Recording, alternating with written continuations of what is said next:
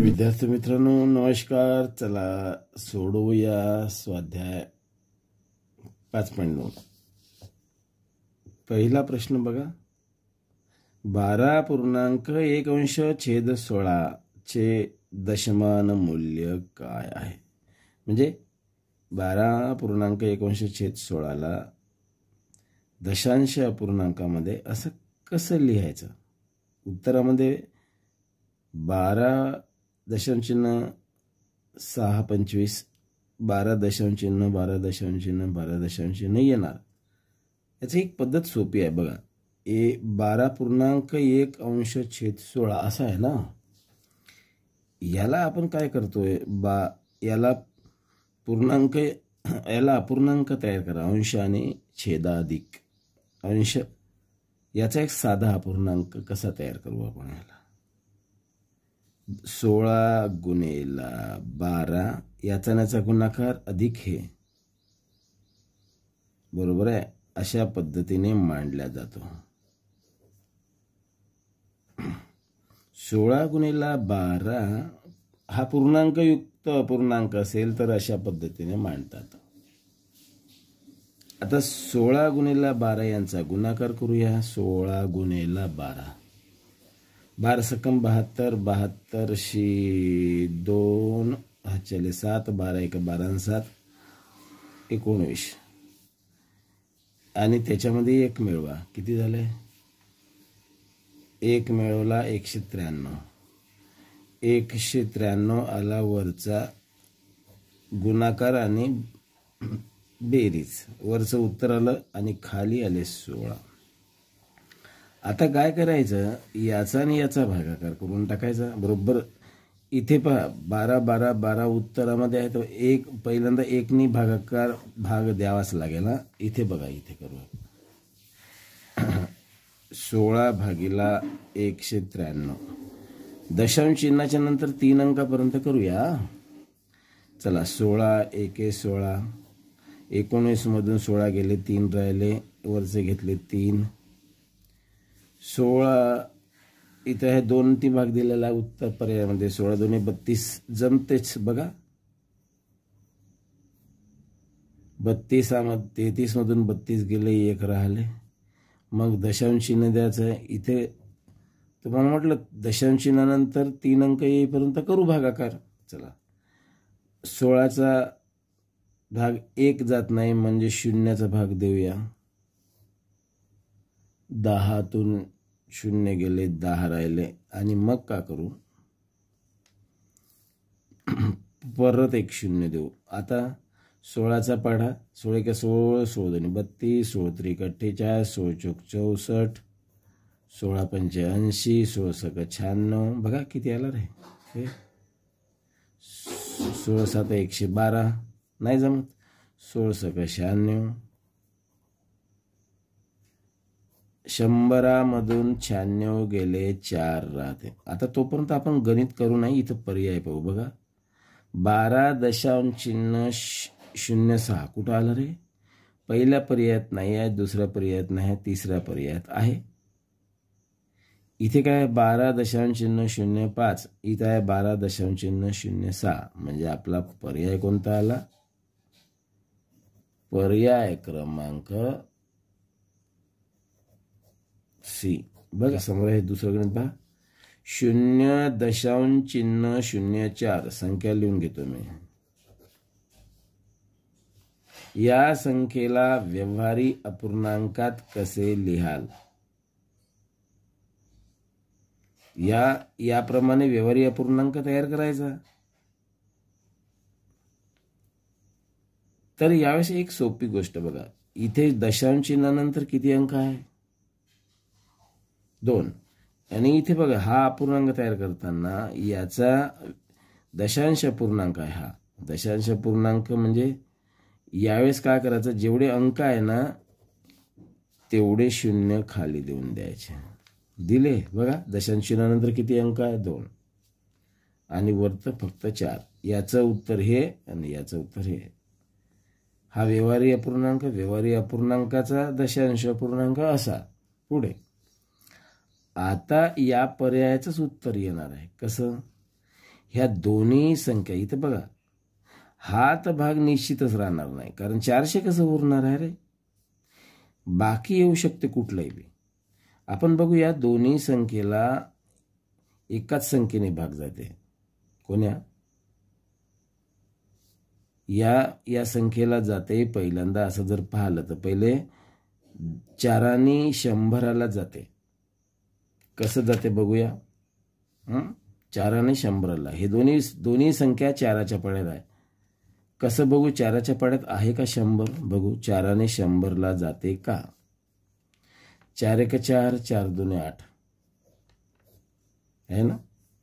10 मधून 8 गेले, 2 राहिले, वरचे घेतले 0, 4 5 20 आहे की रे आपला. 4 5 20, 25 झाले. म्हणजे 4 या दोन्ही संख्येला 4 भाग जाते. 4 भाग दिल्यास सांगा, 4च्या पाड्यात 4 आहे, 1 नंबरला आहे ना, आणि 4 भाग दिला तर याचं उत्तर आलं 25. हे अति संक्षिप्त रूप. याच्या पलीकडे या संख्यांना भागच जात नाही. यालाच म्हणतात अतिसंक्षिप्त रूप. हे बघा, हे होय अपूर्णांक. पर्याय कोणता आला रे आपला? पर्याय क्रमांक आला डी. डी आला. चला पहिल्यांदा ही गणित लिहून घे तुम्ही. 19.01 त्याच्या भागीला लिहून आहे 57.03. बघा इथं ही संख्या अतिसंक्षिप्त रूपात लिहा. म्हणजे आत्ताच्या सारखं वरच्या गणितासारखं भाग देऊ देऊ उरतात किती. आपण एक काम करूया, इकडं इथे एक लक्षात येते बा, हा तर एवढं मोठं उत्तर असूही शकते नसूही शकते, पण 3 वेळा छोटे छोटे उत्तर देऊ नये ना, या 3 मध्येच असू शकते. या ABC मध्ये आपण काय करू, इथं फक्त 19 आहे, इथं 57 आहे. या 19ला 57 भाग जातो. बघा, साधं लॉजिक लावा. 19 1 19, 19 2 38, 19 3 57, आणि या एकाला 3 भाग जाते. तुम्ही असं जर करून पाहिलं ना, बघा एक असं साधं लॉजिक लावतो मी. 19 1 19, 19 3 57, एक हे या एवढ्याचा पाडा, याच्या पाड्यात हे आहे, याच्या पाड्यात हे आहे. म्हणजे एवढ्या 1901 आपण असं करूया, 1901 लिहितो मी, 1901, 5703. याचं उत्तर एवढंच येऊ शकते. कसं येऊ शकते पाहू. कसं येते हा पर्याय कसा येतो सांगतो तुम्हाला. इथेच अंदाज बांधला मी तुम्हाला. काय म्हटलं का, या संख्येला या संख्येने भागून टाकायचं. इथे लक्षात आलं म्हणूनच भागायचं. 1901 भागीला 5703. याची 3 वेळा करा, कारण 19 त्रिक याचा पाडा 3 वेळा लिहू आपण. कसा? 1901 गुणेला 3, 3 1 3 3 0 0 आणि 3 9 27, 27 6 7, हातचे 2, 3 1 3, 3 2 5. बघा एवढं उत्तर आलं की नाही. हे बघा, अतिसंक्षिप्त रूप म्हणजेच भाग देणेच आहे, तेव्हाचे उत्तर आहे. चला आपलं पर्याय कोणता आला रे? पर्याय क्रमांक आला ए. कोणता? चौथं गणित पहा. 23/1000 या संख्येचे दशांश रूप कोणते? तर तुम्हाला याचं एक लॉजिक सोपं आहे. कोणतं? दशांश चिन्हानंतर किती अंक आहे? 3. एकूण संख्या किती आहे? 4. या संख्येला 4 अंकी बनवून टाकायचे, पण वरतं तर 2च अंक आहे. हे 2 अंक इथं देऊन टाकायचे. दिले? सांगा आता खाली जेवढे अंक आहे तेवढे वरचे अंक बनवले ना? हो. आता काय करा, दशांश चिन्ह मोजा. इथं 0 मोजा, 1 2 3. 0 मोजायचे, 1 2 3, आणि इथं देऊन टाकायचं. हे आहे उत्तर. दशांश रूप म्हणतात त्याला. अशी संख्या दिल्यावर असं तयार करता येते, व्यवहारी अपूर्णांकाच्या दशांश पूर्णांकात रूपांतर. हे आधीच सांगितलेल्या 2 नंबरच्या गणिताप्रमाणे. मग याचा पर्याय बघा रे कुठला. हा हा हा दिसला. पर्याय क्रमांक आला सी, 5वं गणित बघा. 2.9 छेद 25.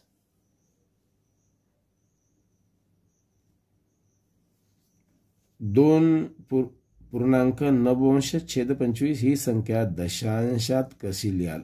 ते पहिलं 1 क्रमांकाचं जे गणित केलं होतं ना पहिलं, आणि ते सेम आहे. याचं दशांशात कशी लिहाल अशा पद्धतीने कसं होईल ते. मगाचं उदाहरण असं होतं, याचा आणि याचा गुणाकार, इथे गुणाकार, इथे बेरीज. समजला. बघा 25 गुणेला 2 अधिक 9 भागेला 25. आता सांगा 25चा पाडा 2 वेळा म्हणा. 25 एके 25, 25 दोन्ही 50. 50 आणि 9 किती होतात रे. 59. 59 आणि छेदामध्ये लिहायचे 25. किती रे हे बघा. हे आता याचं उत्तर इथं आहे. 2 दशांश चिन्ह तर येणारच आहे. मग नंतरचा अंक दशांश नंतर कोणतं उत्तर येते तेच करूया आपण.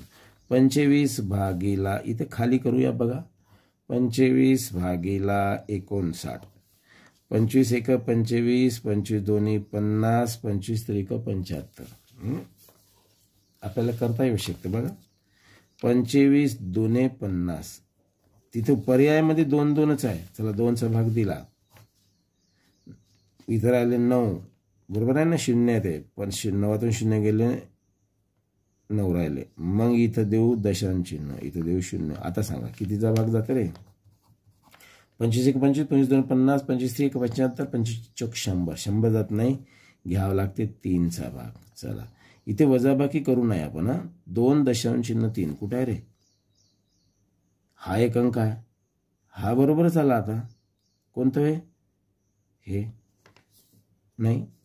चला सॉरी आपलं चुकलं. हा कोणता पर्याय बघा. 2 दशांश चिन्ह 2. इथं आलं 2 दशांश चिन्ह 3. कुठं आलं रे 3.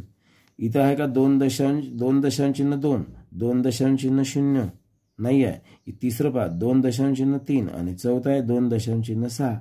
मग 2 दशांश चिन्ह 3 वाला सी पर्याय करायचा. टाइम वाचवायचा. वेळ वाचवल्याशिवाय तुमचं येणार नाही पर्याय. 6वं उदाहरण. अपूर्णांक पद्धतीमध्ये सुलभीकरण केल्यावर 2 दशांश चिन्ह 75 वजा 1 दशांश चिन्ह 25 अधिक 4 दशांश चिन्ह 75 वजा 3 दशांश चिन्ह 80 म्हणजे 2.75 वजा 1.25 अधिक 4.75 वजा 3.80. हे पूर्ण गणित इथे लिहिलं मी. याचे उत्तर काय ते असंच उत्तर येईल. काय करूया आपण. याची आणि याची बेरीज करा. आपलं वजाबाकी करा. ते केलं का बेरीज आणि वजाबाकी त्या क्रमाने येते. आपण यांची वजाबाकी 2 वजाबाक्या करून टाकूया. इथं बघा. इथं 2.75 वजा 1.25 आणि दुसरी वजाबाकी लिहितो इथं मी. इथे हे इथची वजाबाकी 4.75 आणि वजा 3.80. चला पहिले हे वजाबाकी करू. 5तून 0 गेले 5 राहिलं. 7तून 8 जात नाही. इथचा हातचा घेतला झाले 17. 17तून 8 गेले 9 राहिले. इथं राहिले 3. 3 अशी 3 गेले 0 राहिलं. 0.95 आलं. याचं उत्तर इथं अधिकचं चिन्ह देऊन देतो मी. 0.95 आलं. यांचं उत्तर. 5तनं 5 गेले 0 राहिले. 7तून 2 गेले 5 राहिलं. 1तून 1 गेले 1. 2तून 1 गेले 1. 1.50. 1.50. आता ह्या दोघांची बेरीज 1.50 1.50 अधिक 0.95 या दोघांची बेरीज. चला याच्यामध्ये 0.95 मिळवू या लगेच इथं. याची दोघांची बेरीज करताना 5 आणि 0 5, 9 आणि 5 14, 4 हातच्याला 1, 1 आणि 1 2, 2.45 आलं. 2.45 हे उत्तर नाही आहे आपलं. पहा बरं आहे का नाही. मग काय करायचं रे त्यावेळेस काय करायचं. 2.45 म्हणजेच 245 भागिला 100. का बरं दशांश चिन्हानंतर 2 अंक आहे म्हणून इथं 100 2 अंक द्यावं लागतात. आता ह्या सोडूया. हे आहे ना दोन्ही संख्येला जातात 5 आणि भाग जातो का 5 आणि भाग. कारण इथं एक अंक एकक स्थानी 5 आहे आणि इथं एकक स्थानी 100 आहे. चला आपण दोन्ही याला 5 आणि भाग देऊन पाहू बरं. मग किती होते पाहू. पहिल्यांदा काय करू 245ला 5 आणि भाग जाऊ देऊ आणि मग 100ला 5 आणि भाग देऊ. दोन्ही भागाकार करू.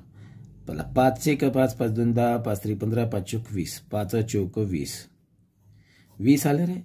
24 मधनं 20 गेले 4 राहिले. साधा सरळ गुणाकार वरत 5.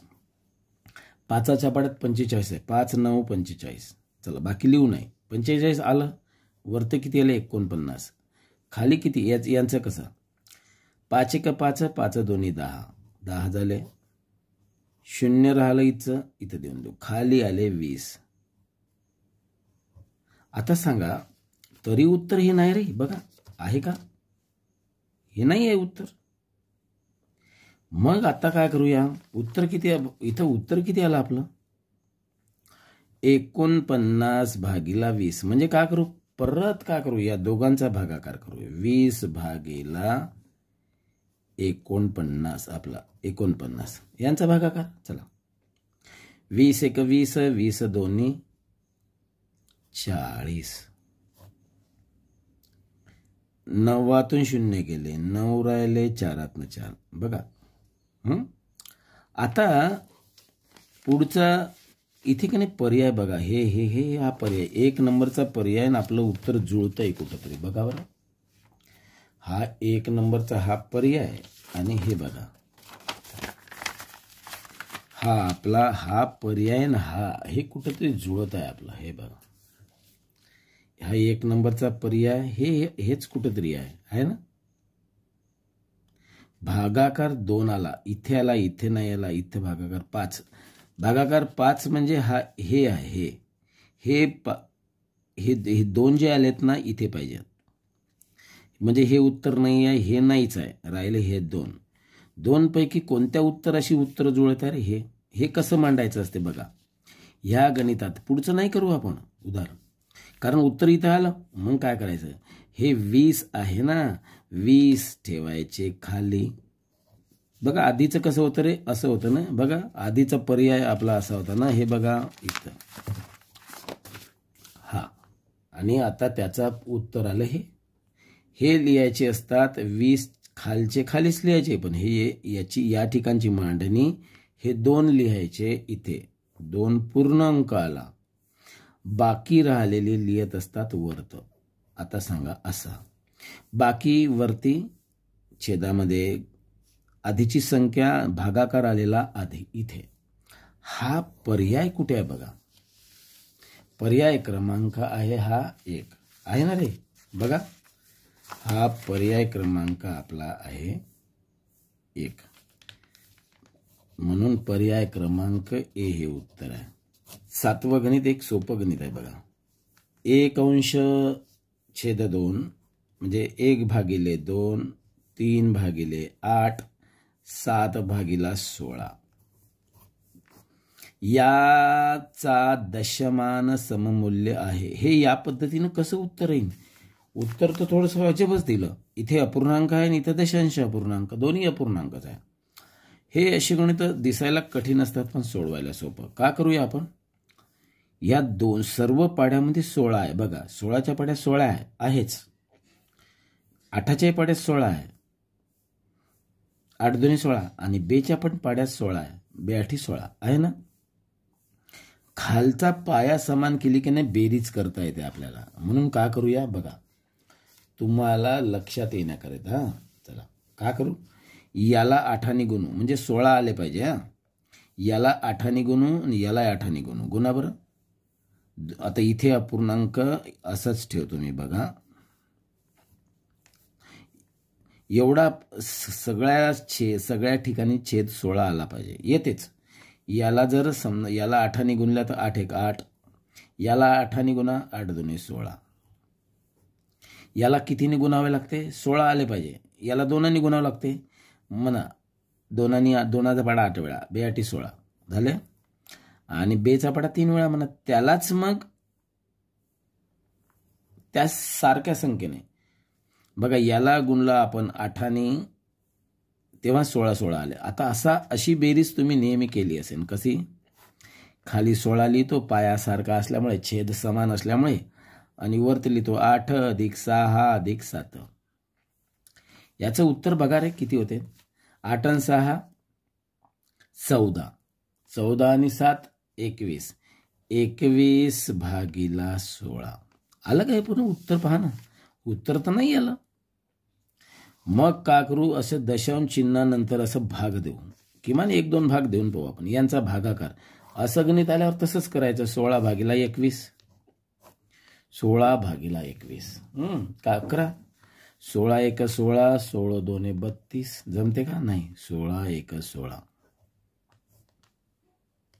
चला, 1चं 1 कुठं आहे, इथे 1 आहे म्हणजे हा पर्याय आपला बरोबर असू शकतो. इथे 1 आहे. पुढे बघा, अंदाज बांधला आपण. हा पर्याय नाही, सी आणि डी नाही आहे. मग 21 11तून इथं 21 मधून 16 गेले, 5 राहतात. पहा, साधी साधी वजाबाकी, सरळ सरळ. मग दशांश चिन्ह देऊया. इथे संख्याच नाही आहे घ्यायला. 0 घ्यायचं असेल तर इकडे दशांश चिन्ह द्यावे लागते. आपलं उत्तरही तसंच आहे. म्हणून 16 2 32, 16 3 48. बघा 48 जमते ना रे. 16 3 48 असा कुठला पर्याय आहे बघा. पहिला पर्याय आहे, दुसरा पर्याय आहे का रे. 1.3 आणि इथं काय आहे 13. सांगा पर्याय कोणता आला रे. मग पर्याय क्रमांक याला पुढचा भागाकार करायचा नाही. पर्याय क्रमांक कोणता आला, ए. अशा पद्धतीने तुम्हाला नीट सोडवता येऊ शकते. सोडवा आणि शंका आल्यास विचारा.